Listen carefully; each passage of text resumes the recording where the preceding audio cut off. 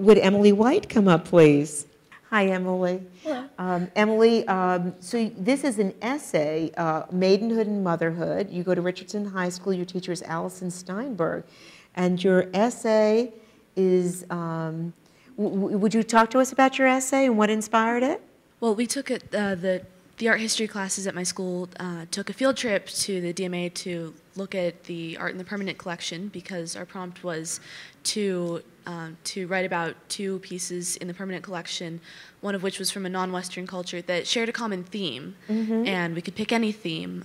I was walking around with two friends, and one of them was looking at the theme of religion, and another one was looking at the theme of conflict.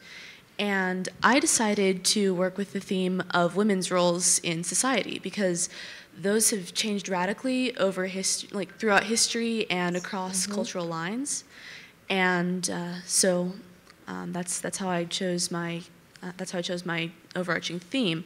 But how I chose my two pieces was, well, the portrait of the Comtesse de Montsoreau and sister as Diana and an attendant is a Rococo painting that I had seen at the DMA as a child, and I'd always liked it because it's a pretty painting of two beautiful women enjoying themselves. It's the sort of painting that a little girl would like. And then for the femba, the fertility figure, I decided to choose something from a culture I knew absolutely nothing about, just so I could learn something from it, to make it a learning experience.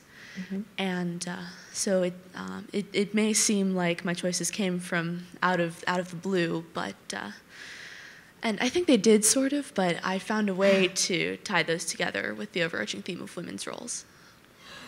So, well, that is very thought-provoking. What was your biggest challenge in sort of pulling those two together? I mean, how long did it take you to sort of think that out and find the connections? Well, I had to do a lot of research on African art and the Yombe people, which they're a subset of the Congo people who are in what is now the Democratic Republic of the Congo, and especially their fertility figures and their artistic tradition. And so that was a lot of research to do. And I also had to just check my facts on Rococo, well, that time period and that art. So it was a lot of research because I knew very little about the pieces that I chose to write about. So that was challenging. Well, what is the biggest insight that you had when you realized, okay, when you had the connection, when you made the connection, what was the connection that you made when you realized, oh, this is what I want to write about. This is really interesting.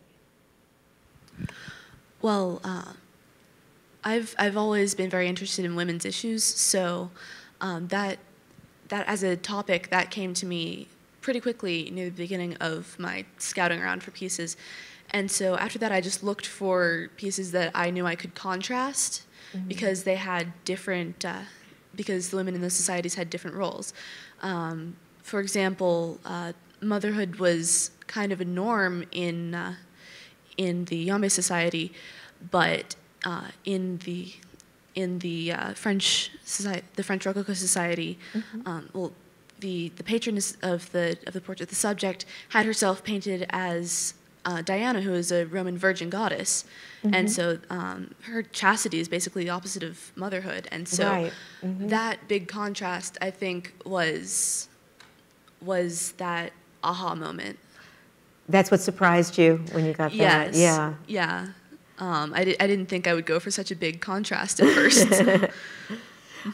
Well, and what pleased you the most about doing this essay? Did you, was there anything in particular? I mean, I know that you learned a lot because you had to do a lot of research, but did you also come upon something that helped you understand, you know, just understand the world or understand yourself better? Well, the thing that pleased me the most, besides everything I learned, was that I was able to plan it out in a logical manner. Sometimes I have sometimes I have a tendency of going off on tangents when I write an essay, and so I think I discovered something about myself that I actually can keep my ideas in a logical progression. But I also discovered about myself that, this isn't even really about myself. This is just about women's roles in general. That this isn't about positive versus negative, these two different roles, or light versus dark. They're just different. And they're both roles that women play in society. And there are elements of both in almost every society. So that's something really big that I learned from this project. Well, that's very interesting. Yeah, we don't have to put ourselves in a box and be this or that, Exactly. is what you're saying, is that it's a big, we're all interconnected, and we're not just one or the other. So you were looking for contrast, and that you found that the contrast can coexist. Well, that's pretty insightful. That's pretty good. That's wonderful. Sounds like you had a good time writing this. I did, yes. How long did it take you to put it together? Well, I wrote it over 2 weekends, the version that I originally submitted. I spent the first weekend doing my research and planning and outlining the essay, and then the second weekend I spent Saturday, a few hours on Saturday, just doing my rough draft according to the outline, and then on Sunday I spent a few hours editing it, and I asked my mom to read over it just to make sure that I was articulating my ideas clearly. And so, so I didn't get any advice about the content, but about how to articulate my ideas. I think that's something that always needs a second pair of eyes. So there was a lot of revising and editing, so it took 4 days. And then after submitting it, after it was selected, we actually got all of the essay writers that were chosen. We got to work with DMA interns on on refining the essays even more, and so that was another day or two. So overall, 6 days spent writing it. I think 6 or 7. Well, that's great, and it just must have been such an interesting journey, especially because one of these pieces you said you had observed and liked since you were a little girl. So to go from something you liked as a little girl to now being able to analyze it in an essay in this very detailed way, that just must have been, that must have been really fun for you, just because it's your own intellectual and emotional progression. That's wonderful and very inspiring. You must go through the museum now and look at it in different eyes, wondering, I wonder what I can say about this. That's lovely. So what are your goals for yourself going forward? Well, I'm a junior right now, so I have another year to think about what I want to do with my life. But I know that I want to pursue a degree in something. I don't know what, but I just know that I want to continue my education through at least college, probably grad school as well. I don't know where. I don't know what I'll study, but I'm sure it'll be something interesting.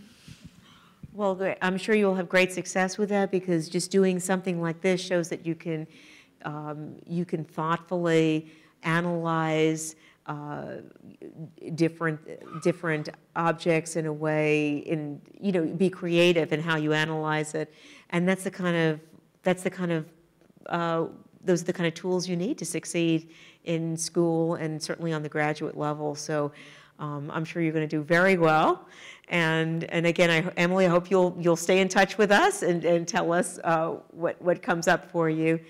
Thank you for sharing this. This is a very thoughtful essay, and I really enjoyed it. Thank you very much. Thank you.